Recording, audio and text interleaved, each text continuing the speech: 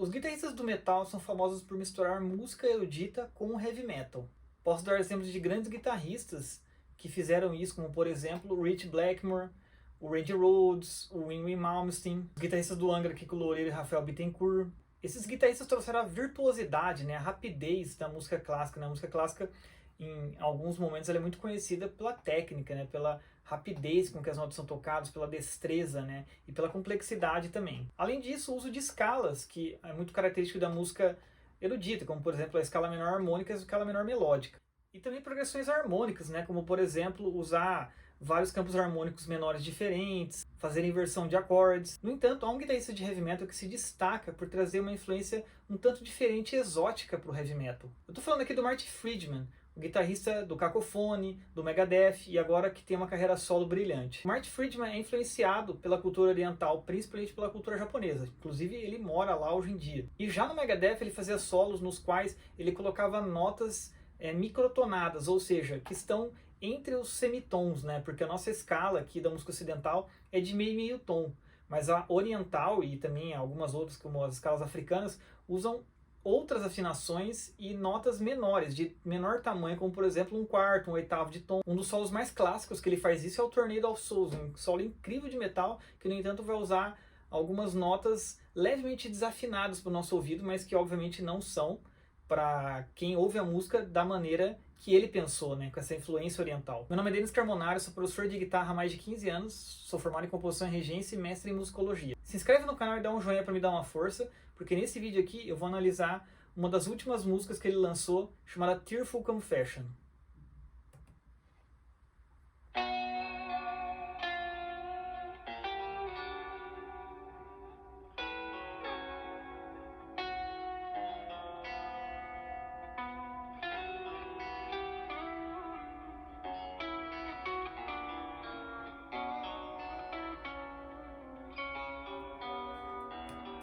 Veja que interessante, né? Essa aqui é a parte A da música, né?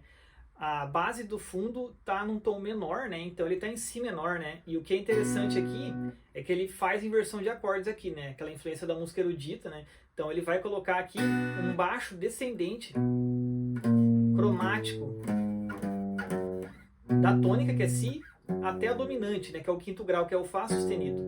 Esse baixo aqui descendente cromático, e mesmo quando ele não é descendente cromático, ele é diatônico, né, que seria isso aqui, é conhecido como baixo da lamentação. Isso vem lá da Renascença, né, do começo da ópera ali, que usava esse baixo para cenas de lamento. Então era realmente um clichê, era uma coisa que se usava justamente para momentos em que existia lamentação, né, o choro, né, o sofrimento. E a música é Tearful Confession, né, a confissão lacrimosa, né, que contém lágrimas. Então é um negócio bem lamentoso. Então ele escolheu realmente isso aqui a dedo. Os acordes que ele faz aqui são Si menor, né, a tônica, Sol com baixo em Si bemol, né, a primeira inversão nossa aqui. É um acorde mediante cromático aqui, né, que o acorde normal seria Sol maior, mas ele faz aqui Sol menor, principalmente para o baixo e meio tom para trás, né.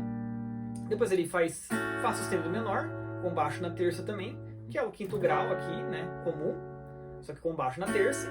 Depois ele faz aqui Lá bemol diminuto, né, que é um acorde cromático aqui, né, de tensão para chegar no próximo aqui, que é Mi menor, só que com a terça no baixo. E por último aqui um Fá sustenido com sétima, só que com a quarta suspensa e resolve na quarta aqui, né. Então ele chega no acorde clichê, né, dominante, faz esse clichê aqui da quarta. E é isso, a primeira sessão está fechada aqui. Na guitarra, essa melodia chorosa aqui fica realmente mais lacrimosa e lamentosa, porque ele vai usar, por exemplo, bends, né, reversos, certo? Em vez de fazer... Ou vai usar o bend reverso para sofrer aqui, né? Ele vai usar também muitos slides para chegar em certas notas aqui, né? Então, em vez de tocar simplesmente a nota, ele vai tocar uma nota acima na escala e descer rapidamente, por exemplo. Fica mais choroso isso aqui, né? E aqui ele vai fazer essa frase aqui, né? Onde temos o cromatismo intenso aqui, né? Meio tom acima e meio tom abaixo da nota. É uma coisa bem exótica também.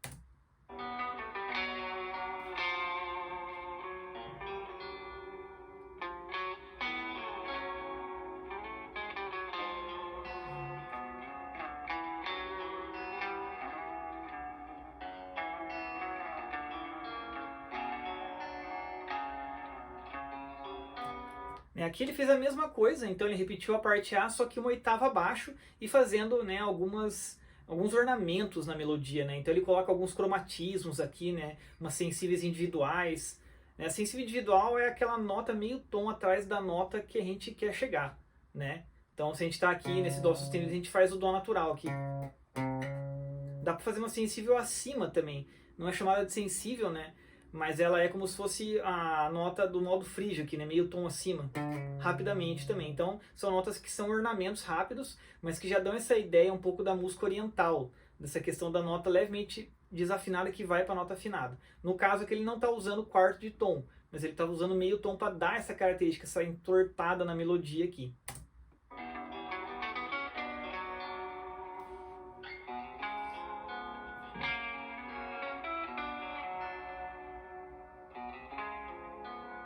Ele está fazendo uma ponte.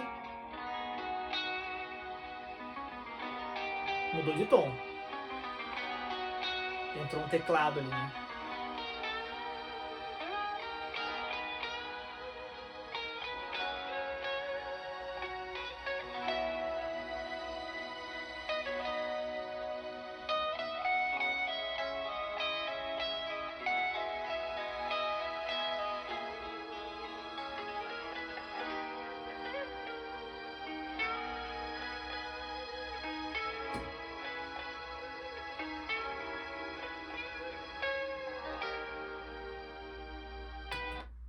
Uau! Essa aqui é a parte B, né? Vocês viram que ele mudou os ares como? Ele mudou modulando o tom, né, e também colocando uma instrumentação diferente, um teclado ali, certo? E ele vai andar mais pelo braço também, do grave para o agudo. Essa parte aqui vai para Sol sustenido menor, né? Então a gente estava em Si menor e vai para Sol sustenido menor. Na realidade, essa tonalidade parece distante, mas ela é a tonalidade relativa de Si maior, que é a tonalidade paralela de Si menor. Então ele foi como se fosse para Si maior, só que ele vai, na realidade, para relativa, né? Então, no sexto grau aqui. Ele vai usar também cromatismos aqui, né? Deve usar um diminutão aqui. Então, usar uma harmonia também complexa, né? Menos cromática do que a outra, que é totalmente cromática, mas também densa. Aqui ele continua usando o esquema dos slides, né, dos bends reversos, muito isso, né? É bem difícil de tocar para ficar afinado, certo? E uma coisa interessante que ele faz é tocar notas com o bend estando feito, né? Então, por exemplo, aqui ele faz um bend aqui de meio tom e toca a casa da frente com o bend levantado. Isso é bem incomum, né?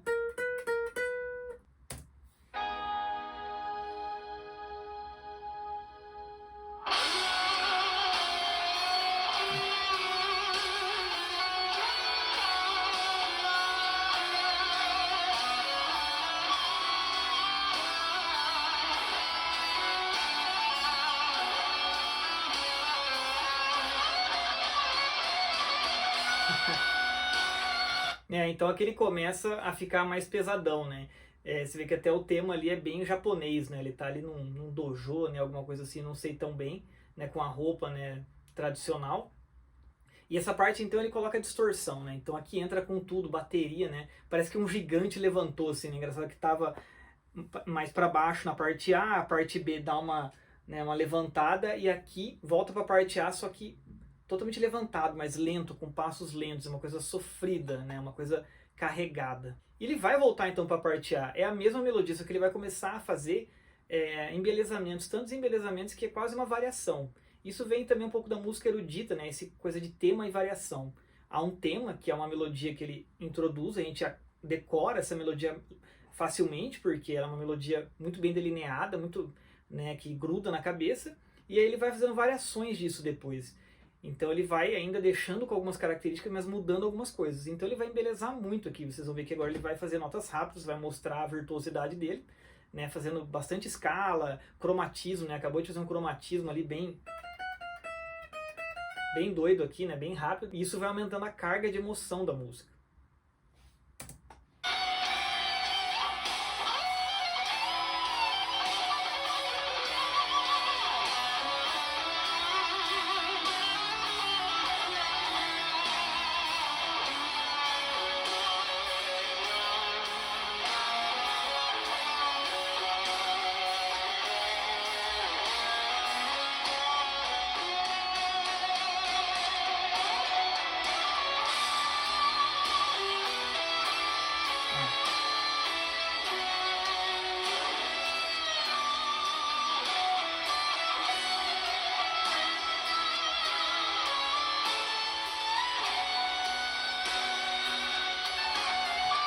Então aqui vem uma parte C agora, a gente não tinha ouvido isso aqui, né?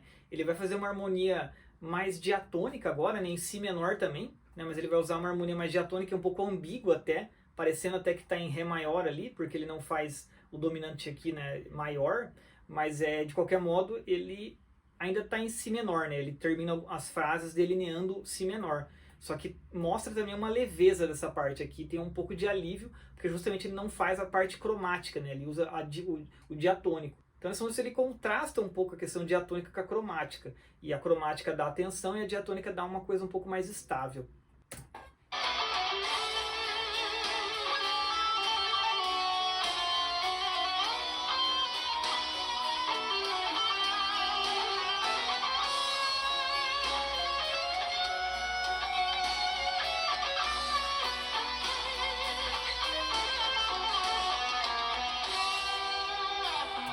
Aqui então ele continua com essa exploração, né, do tema, né, ele variou bastante, então ele está em Si menor aqui, mas ele já colocou uns cromatismos, né? Então nessa parte aqui ele está fazendo realmente um desenvolvimento do tema dele ali, né? Não é um solo específico aqui, ele ainda continua, né, estendendo um pouco a melodia, fazendo partes bem melódicas, mas já com uma virtuosidade.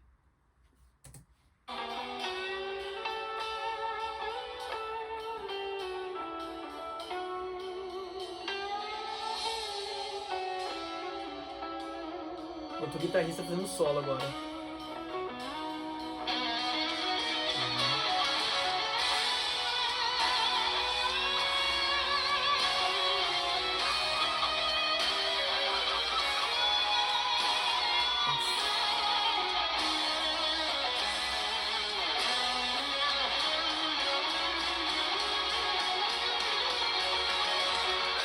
Né, então a gente tem mais aqui uma variação, né? Ele continuou fazendo uma progressão aqui dentro de Si menor, mas com cromatismos, e ele vai colocando uma melodia bem escolhida de dedo a dedo as notas, né? Fazendo uma coisa muito emocionante. Então parece realmente uma confissão mesmo. Ele vai falando aqui, desenvolvendo o sofrimento dele nessa parte. É uma construção de música mais diferente, né? Porque ele faz um A e B, e agora ele faz realmente um desenvolvimento dessa parte. Vem da música erudita essa questão do desenvolvimento, de você pegar e realmente estender, né, explorar as possibilidades daquela parte que você criou anteriormente. Então isso aqui não é só um solo no meio da música, realmente é uma parte realmente de composição, mas que ela vai se desenvolvendo, ela não tem um fechamento tão claro quanto, né, os temas, que é a parte A e B.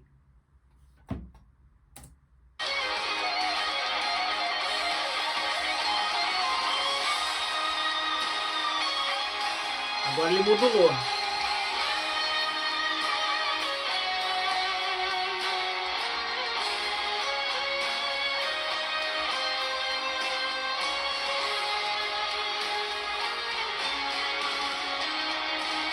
Ele fez uma ponte modulatória para chegar em um tom acima, né? Dó sustenido, né? E ele fez Dó sustenido maior, que nesse momento está modulado, né? Assim como a parte B na paralela, na tonalidade paralela, que era Si maior, Sol sustenido menor, agora ele está aqui, né, em Dó sustenido maior barra Lá sustenido menor.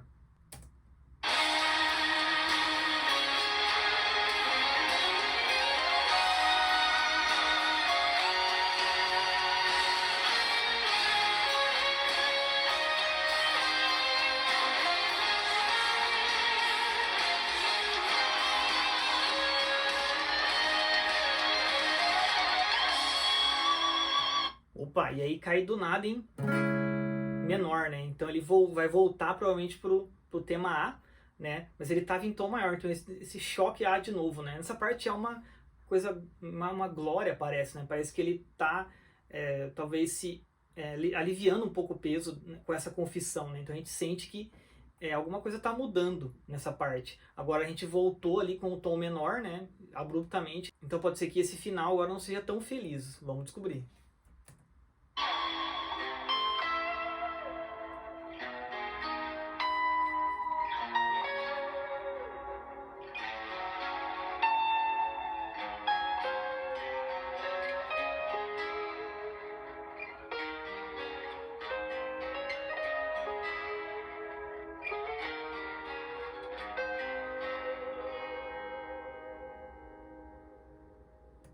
Vejam que legal. Ele voltou para o tom menor, mas eu não senti que ele retroagiu, né? Ele começou triste, melancólico, né? Fazendo uma confissão lacrimosa. Aí ele foi tendo uma transformação com essa confissão, né? Teve um júbilo ali, e aí teve uma calmaria depois. É como se fosse realmente poxa, eu tô livre, né? Tanto que ele vai aqui, né? Ele voltou para a parte A, né? Na harmonia da parte A, não com a melodia da parte A, mas a harmonia, né? O cromatismo ali. Só que aí ele vai terminar, né, assustadoramente na dominante aqui, no quinto grau. A gente está um tom acima, então agora é o sol sustenido maior, né? Então isso dá uma impressão que poderia causar uma agonia, porque a gente quer que resolva aqui. Mas ele está transformado agora. O personagem ele tá, né? Ele foi para outros ares. Então ele terminou num acorde maior do campo harmônico, que ele não é a tônica aqui, mas ele termina aqui, né, para mostrar, poxa, eu não voltei para cá, eu não voltei para onde eu estava, né, o primeiro grau menor, não. Eu estou transformado agora. Eu acabei aqui, eu estou pacificado. Vejam que interessante, né? Ele constrói uma narrativa com a música dele. Marty Friedman é um ótimo compositor, né? Ele conhece muito bem de música e ele construiu realmente uma história aqui, né? Fazendo uma estrutura que não é tão comum para música popular, para música, né, que a gente faz, que ouve, que é o rock, né, o jazz, essa questão dos temas e da transformação dos temas. Isso vem muita música erudita, né? Um tema A e B, depois um desenvolvimento ali que vai explorar isso, que vai variar, né? A gente pode pensar em temas e variações também. Só que mesmo assim ele segue uma lógica que quebra até aqueles paradigmas, porque ele, né, ele modula um tom acima, né? Então ele sai daquele ambiente que ele estava, né, continua menor, só que aí ele acaba no acorde maior, né, em outro grau que não é o primeiro, para mostrar que o personagem está transformado. Isso é incrível. E percebam que ele não usou uma virtuosidade enorme nessa música, né, como ele é conhecido, né, um guitarrista que toca muito rápido. Aqui ele preferiu segurar a onda um pouco. Ele toca algumas partes rápidas, mas no geral ele vai usar muito as técnicas mais para dar emotividade, né? Então ele vai usar muito os slides rápidos, o bend reverso, e vai usar também essas notas cromáticas, nessas notas tortas assim, que é o estilão dele mesmo, de tirar um pouco do normal ali, a sonoridade da música ocidental. Então é isso aí, galera. Espero que vocês tenham curtido mais essa análise. Deixem nos comentários se vocês têm alguma opinião para dar ali, né? Se vocês têm alguma crítica, algum elogio, se vocês querem pedir que eu analise alguma música. Não se esqueça de se inscrever no canal, dar um joinha se você gostou, compartilhar com os amigos. Um abraço e até a próxima.